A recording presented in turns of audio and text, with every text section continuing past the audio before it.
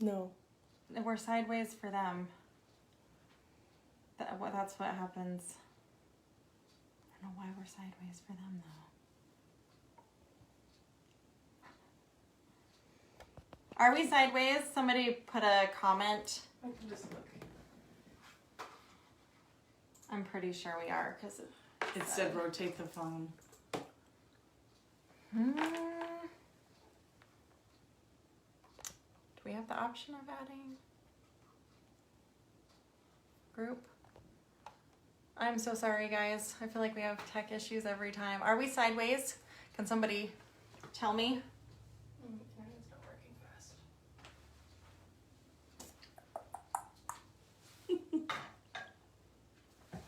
Yes. Turn the Why camera are we sideways? I don't know why we are sideways. Okay, well, we're gonna have to take it off this because it's not gonna turn. Doesn't do that. Right. Okay, go ahead.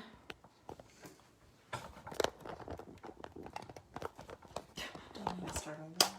I don't know. I'm not sure why it's doing that. Can we put it? It like usually here? rotates when we move it, add it to the group. Can we still add to the group?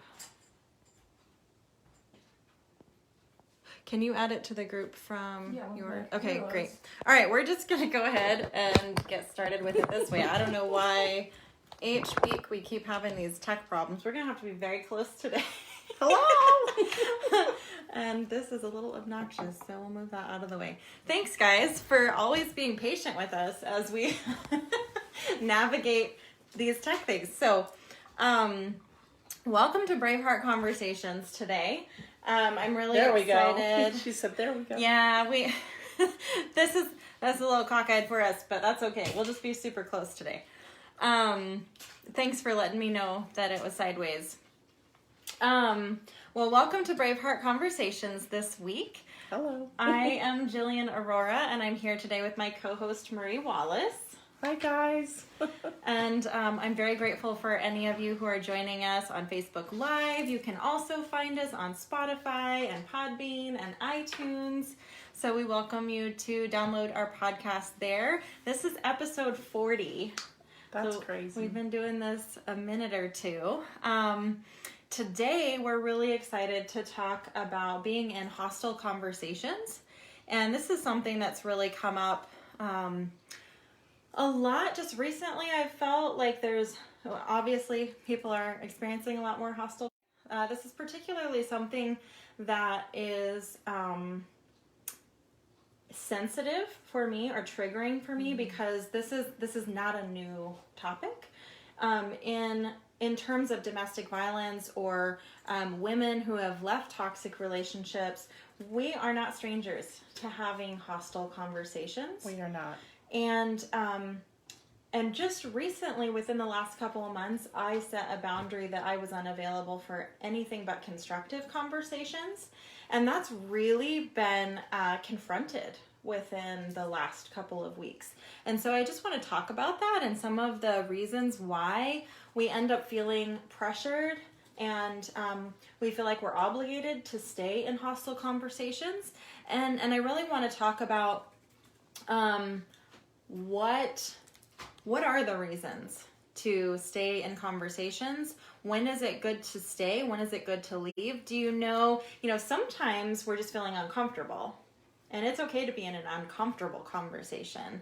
And then there's hostile conversations. And that's a very different story. And so some of us who have had issues in staying in abusive relationships, we justify being abused. We justify staying in things that are either abusive conversations, abusive relationships, abusive home situations. We justify why it's okay, and often it has to do with the other person, right? We love the other person so much that we're gonna stay in something that's really dishonoring. Fear. Sometimes it's fear. And so I just want to open up the conversation, and if you guys have questions, please jump in. What comes up for you guys when you are thinking about why you do stay in hostile conversations? If you do, why do you stay in them? Why do you feel obligated to?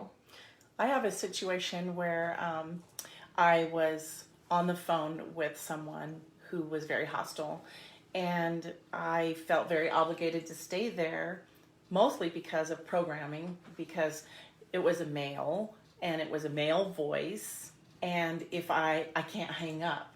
You can't hang up on someone because I was raised, if you hang up, it's rude, it's awful.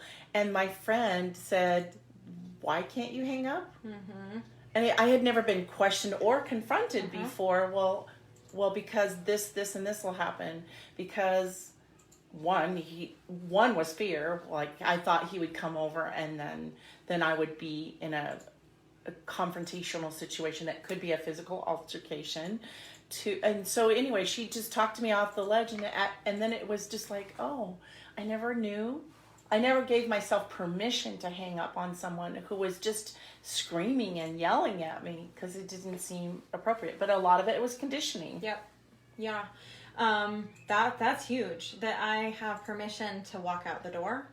I have permission to say, I'm done with this conversation. I have permission to hang up the phone. And we give you permission because sometimes we just need someone to say it's okay. Yeah, and it totally is okay. And here's why. It's honoring for both people to shut down a dishonoring conversation, because this is what we've talked about many times with abuse isn't honoring for either party. So allowing the abuse to continue isn't honoring for myself, and it's actually allowing the abuser to perpetuate a cycle that's dishonoring to them. None of us are happy, and I've said this before. There are many examples of abusers who have committed suicide because they are very unhappy. So the whole abuse cycle, every player in it is miserable. Well, we're teaching them how to treat us as well. In that moment, every time we say yes to that conversation, it reinforces that it's okay. Yep. So what honors me honors everyone. What honors you honors everyone. And so when you participate in a conversation where they are abusing you, it's dishonoring to you, and it's also dishonoring to them. We say a lot, you'll get whatever you settle for. And if you're settling for abuse on a call, in a conversation, in a relationship, you will get what you settle for. And so boundaries, we've talked about before, are requirements to be in our space. Mm-hmm. So if my requirement is, and this is new for me, it's very important to get clear about what you want. Very important to put it into words. And for me, what I want is constructive conversations. That's what I'm available for. I'm not available for attacks and deflection and hostility. I'm not available for it. One that came up recently for me was I was in a situation where I had a guest who would dump for hours just her past traumas and experiences.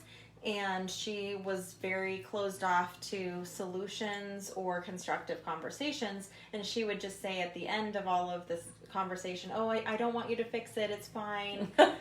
And then I would feel really icky. And that was really what got me to put into words, oh, I'm really only available for constructive conversations. I'm not available for just verbal vomit. Right.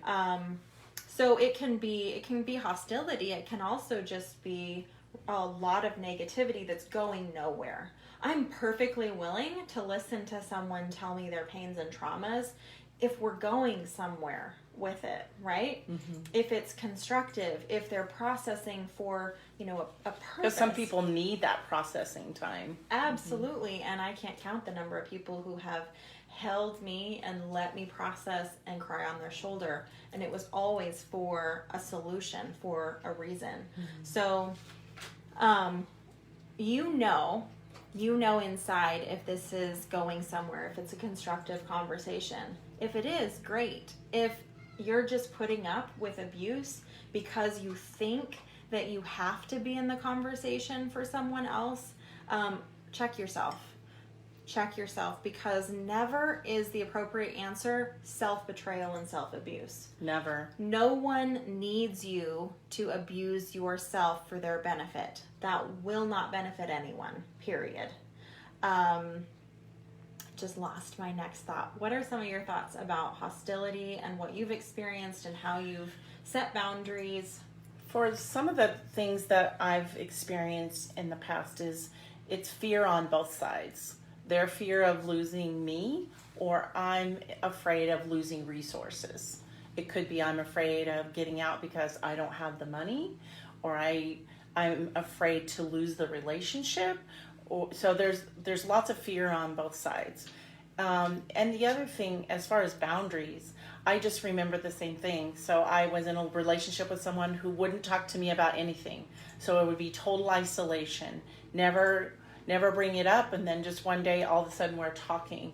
And that I sometimes feel is worse. It would just be so abusive, and of course I'd be abusing myself too, going, well, what did I do, and how could?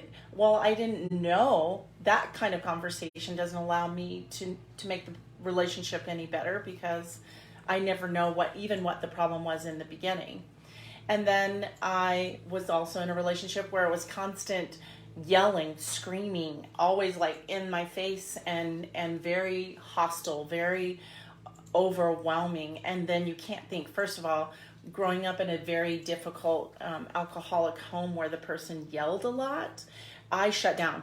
When someone starts yelling, I shut down, and I'm not able to process. So I'm actually doing them a favor by not having a conversation, because it's not constructive. Nothing's going to come out of it, and there's no way it's going to be a win-win.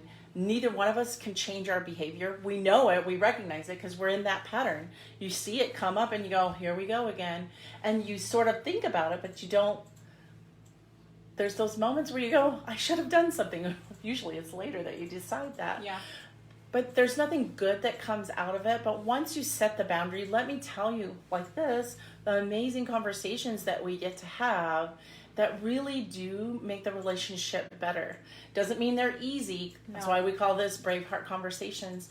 And Joe was the first person I was in a relationship that I felt that was very honoring, and you could both of us could disagree, but we also had things in place for when we felt ourselves, because that very well both of us could have gone awry in our relationship as well if we hadn't set some boundaries. And one of it is, if we find that we're up here and it's escalated, time out. He calls it man cave time, and both of us can declare time out, because we know that anything after this point would not be constructive. Yeah, there's actually a name for that, emotional flooding. Oh yes. And actually it's been proven can I even physiologically? Yes. There we go. Thank you. Hey, I got a word today. It takes 20 minutes for your brain to come back online, where you're actually able to think logically. Otherwise, your prefrontal cortex takes over and it's all emotion. And I know that a lot of us have been in conversations, in arguments before, that we can look back and be like, what the fuck? Why did I do that? What did I say? Like, how did I lose my head? It's because that's how we're wired. And so when we hit that emotional flooding place, we have to take at least a 20-minute break. At least. In order to come back online and be in control of what we're saying and what we're thinking. Because it really is just like this lizard brain that takes over. And we're not functioning at our full capacity. And it's at that point that we get really like punishing, and a lot of the things that we're saying are coming from a place of revenge and vindictiveness. Yeah. And it's just completely unconstructive. So if you know that your partner or yourself is at a place of emotional flooding, it is absolutely the most honoring thing you can do for both you and the other person to get the hell out, give it a rest. They actually say, having during that 20 minutes, if you can go take a walk or do something where you're not ruminating on that topic, you're going to have a much better ability to come back to that conversation and have new solutions, new ideas, and a refreshed perspective. So, what was... Can I have on that too? It's because sometimes what happens, I know for me, and it's possible for some of you out there, is I was afraid of being abandoned. And so I want to know what was going on right then. And so if he left, that meant he was abandoning me. So we had a follow-up boundary was we stop and say, I need some time. I need some time out. I will be back. I will discuss this, because the other part of it is that we would never, because of my experience before we never talked about it, I was afraid that it would get pushed under the carpet. And you know what happens when things get pushed under the carpet, it just builds and builds and builds. And then of course we're going to have a blowout. And so we would have the follow-up that, yes, I will return to this conversation. Right. And 20 minutes may not be enough. It could be, I mean, I know that sometimes things take a lot longer, but you'll know, like Jill was talking about, physiologically, when you feel that you're in a better place, or when you're starting to think in possibility and not ruminating on what the problem is. But just having those backup systems, because you might be, it could be, you know, we can take time out, but Joe wouldn't leave the house. And that way I could still feel the safety of, he just needs some time. Right. So anyway. Yeah. And I want to make the distinction too that hostile is different than uncomfortable. True. So it's okay to remain in an uncomfortable conversation. True. And that can still be very honoring. But if you feel you're yelling and that's when it gets hostile. Exactly. Or it has the potential to be hostile. Yeah, there are times where we're just uncomfortable with the topic. It's hard. And, you know, like you talked about your partner before, really avoiding, you know, that is another place that we can go where we can just be really invested in, oh, I don't want to talk about this. And then Controlling, yeah. Yeah, stepping out of the conversation, not because it's hostile, but just because we don't want to look at whatever our own shadow behavior is. So it's important to really self-evaluate. You know, am I feeling unsafe in this conversation?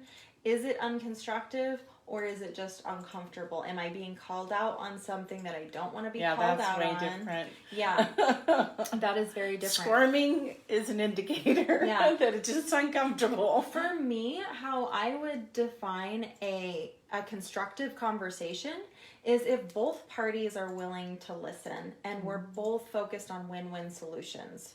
That is a very productive conversation. If I'm sensing the other person has a position that they are not willing to budge and they're not listening at all, I'm not willing to participate, because it's not a conversation. No. They're just waiting for an opportunity to launch their position again and again. And that's to me a form of abuse. So we've all been in those. It could be a boss. It could be a friend. I mean, we've all been, I would say that's a human experience of having someone being hostile in your situation. Yeah. And so, you know, really holding, and like I said before, what you get, what you settle for, really holding yourself to this standard of conversation where you can say to someone, you know, I'm really feeling like this conversation isn't constructive. I really want to have this conversation with you. I want to come to a win-win solution with you. But that requires both of us being open and listening. So if we can't be there, that's okay. But I'm not going to participate in the conversation until we can be there. And that's hard. It is super hard. I want to talk too about some people who have shared with me that they feel obligated to stay in a conversation that is hostile, and they don't even know why, and they feel scared, like they have a physical reaction to being in a hostile conversation. And what I want to talk about is that if you're experiencing these things and you're feeling like you have to stay in a hostile conversation when they're coming up, we really get to be honest about our own trauma responses. That's a trauma response. And if you have a past of having to stay in hostile relationships, this is going to be an issue for you. And this is something that's important because this is an indicator you get to protect yourself more. You get to have a greater level of boundaries. It is okay to say, this is an abusive conversation and I'm not going to be in it. This conversation feels unsafe. I'm not willing to be here. That's okay to say. You don't have to feel guilty for leaving a hostile conversation. I know that there have been plenty of us who have felt we had to stay because we didn't have anywhere else to go. Maybe we were in our own home. Maybe it's the middle of the night. We can't go anywhere. Yeah. Maybe we feel obligated because we have children with this person. Maybe we feel obligated because we don't feel we can take financial care of ourselves, so we just have to tolerate. Maybe we feel like it's a boss and I can't stand up to my boss because I'm dependent on them for income. There's so many reasons why, but I just want you to hear this is old trauma, and if you've experienced these things before, then this is all going to naturally come up for you if you are finding yourself in hostile conversations right now. So this is just something to really be aware of because this is happening so much right now. You get to have an even bolder set of boundaries. Be completely non-negotiable in your willingness to be present in any type of abusive situation. So I do believe everything that happens is a new opportunity. And we have an opportunity right now to practice boundary setting because the atmosphere is unfriendly in many places. So I know that there's a little bit of guilt and shame right now that's like you have to listen, you have to hear angry discussion, you have to hear really entrenched positions, and you don't. You need to be you, not to any system, not to any party, not to any group of people. You get to be loyal to you, and anything that requires that you abandon yourself is bullshit. Anything that requires that you abandon yourself and your own values, you get to release, and totally unapologetically. You're not obligated in any way to anyone else. We give you permission. Yeah. If you can't give yourself permission, then take it from us. I'm going to see if we have any questions here. Thank you all so much for being here with us. Hello. Hello. It's completely okay to say I'm sorry, but you cannot treat me like this. Yeah. Nope, you cannot treat me like this. Love this topic. Thank you, ladies. This is such an important conversation. It is right now, even more so than ever before. And I love that we always get, there's no accidents. We always get opportunities, and I think this platform that's not the right word. This experience that we're having collectively is bringing up a lot of shit. It's very confronting, and so the things that are coming up, they aren't an accident. They're teaching us, they're giving us opportunities. And like I've said so many times, with it's time to grow. It is. With toxic relationships, often what they're giving us is the opportunity to master our own self-betrayal and our own codependency. And so I'm just seeing a lot of those patterns coming up. It's just in a different format. So if you're seeing that coming up and it's feeling really heavy and it's feeling really uncomfortable, just know this is what you have called in order to master this. So you get to now set some new boundaries. You get to honor what your rights are. This is a really big thing. I have the right to not be abused. I have the right to have constructive conversations. And I'm the only one that can honor those rights. And I get to decide. Yeah. You don't get to decide when it's okay for me to stay in the conversation or not. So yeah, and I get to hang up. Yeah.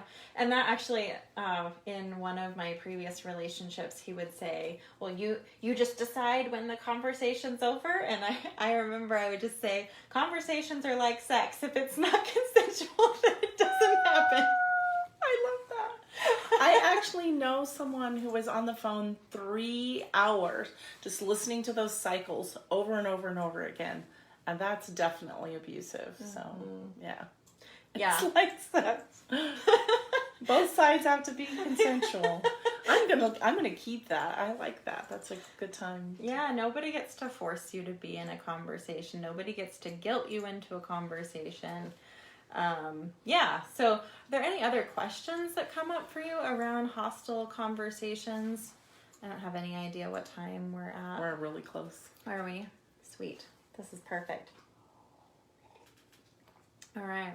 If there aren't any questions, I think we've done a lot of justice to this topic. We did. As always, please share any requests that you might have for topics. We love to hear them. We love to get requests and challenges. If you don't like something that was said, tell us. If you have some questions about what was said, or you're like, yeah, can you elaborate? I don't understand. Definitely reach out. As long as it's constructive. Exactly.